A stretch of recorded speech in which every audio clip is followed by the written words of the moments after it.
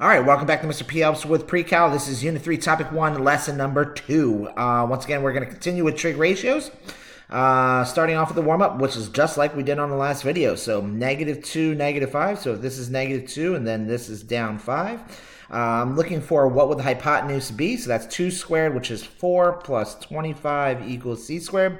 So that means 29 equals c squared, square root of 29. So this is square root of 29. Sine, and remember this is theta because theta is always in between the x-axis and the terminal ray. Sine of theta would be -5 over square root of 29. But remember, can never have square root in the denominator, so I'm going to multiply top and bottom by the square root of 29, so that becomes -5 times the square root of 29 over 29. Cosine, which will be -2 over square root of 29, same thing occurs.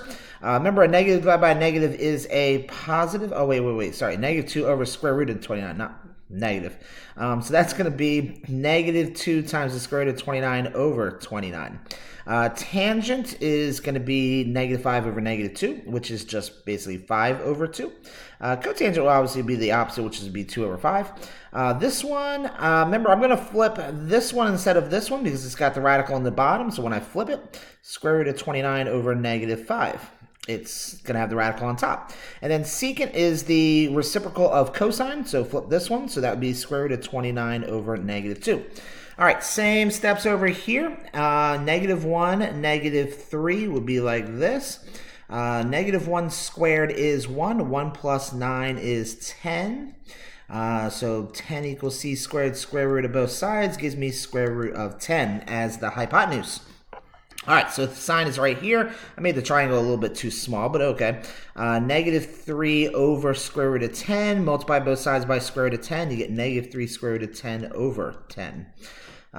Cosine would be -1 over square root of 10, which multiply both top and bottom by square root of 10, and you get negative square root of 10 over 10. Now, you cannot simplify this because the 10 on top is protected by the radical sign, so you cannot simplify it like a fraction, but you could if the 10 was on the outside.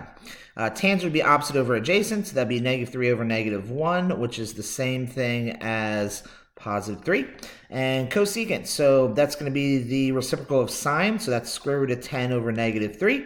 Secant will be the reciprocal of this, which will just be negative square root of 10. I'm sorry, there we go. That's what I said, negative square root of 10, not square root of -10. It's completely different. Tangent, flip the 3 becomes 1/3.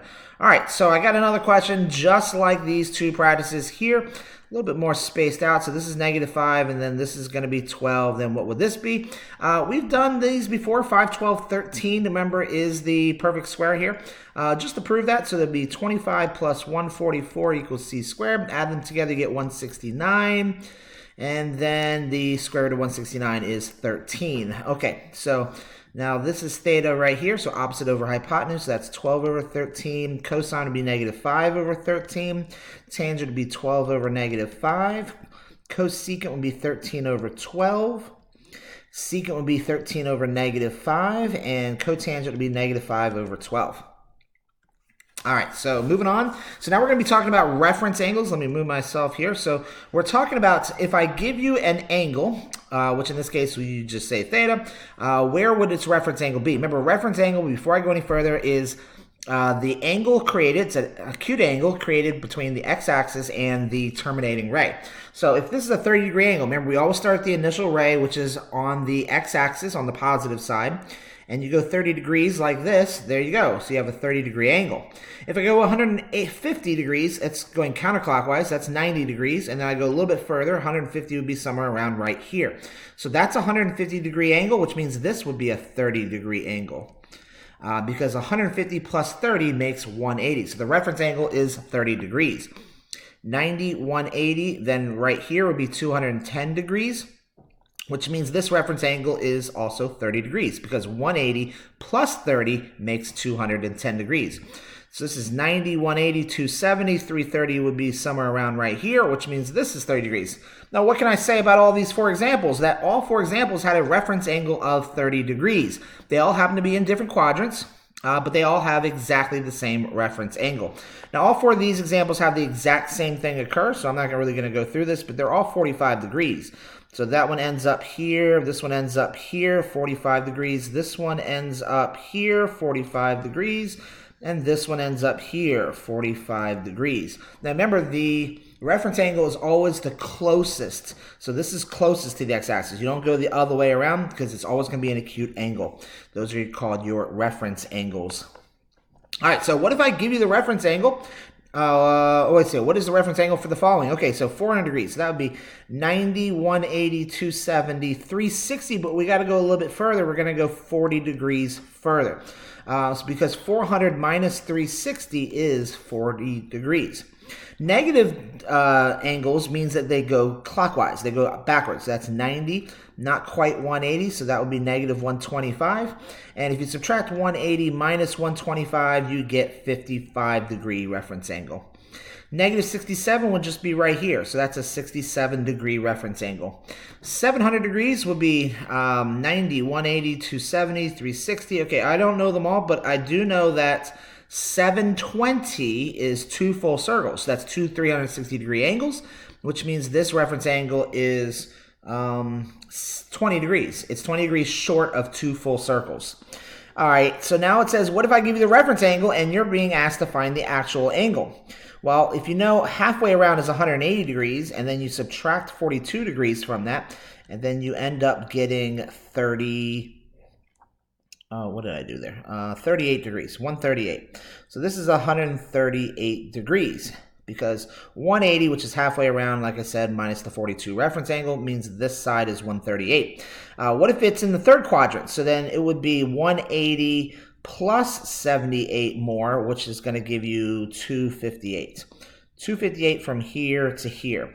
If it's in the third quadrant, you're going to add 270. Well, 270 plus 38 wouldn't work because 38 is actually the distance away from 360. So you're going to do 360 minus 38, which gives us 322.